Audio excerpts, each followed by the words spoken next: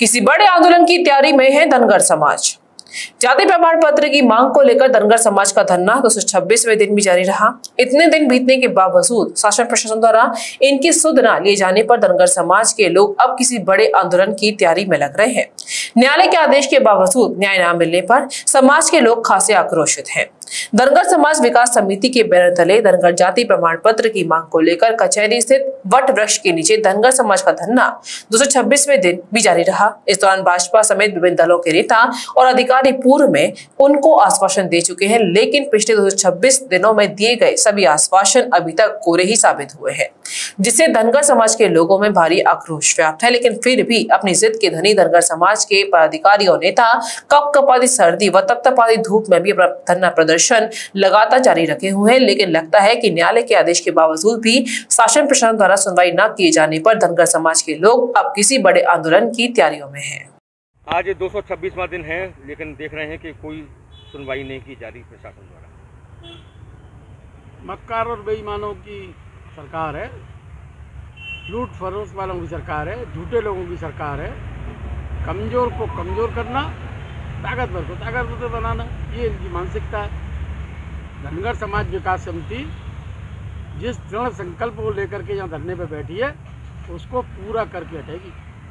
मथुरा जनपद का समस्त धनगर समाज इस तरीके से जागृत है और पूरी तरीके से स्वावलंबी पर लेकर है। धनगर प्रमाण पत्र जब तक नहीं बन जाएंगे, जब तक यहाँ से किसी भी कीमत पे हटेंगे नहीं। हम न झुकने वाले हैं, न डरने वाले हैं। किसी भी परिस्थिति में धनगर प्रमाण पत्र लेना ही एकमात्र लक्ष्य है।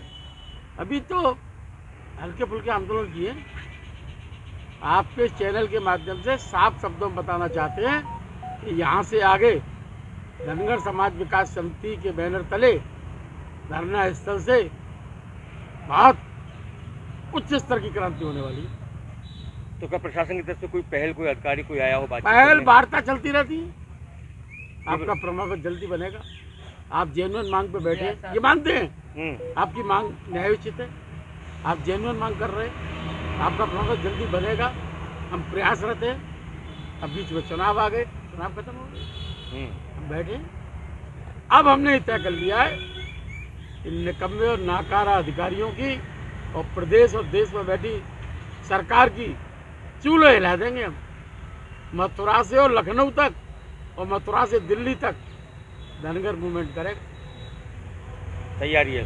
बिल्कुल पूर्ण रूप में बहुत जोरदार इस तैयारी है।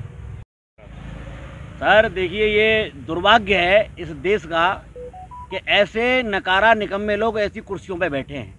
एक तरफ मुख्यमंत्री का स्पष्टीकरण शासनादेश है 24 जनवरी 2019 और उस शासनादेश को इस निकम्मे प्रशासन ने रद्दी की टोकरी में डाल रखा है।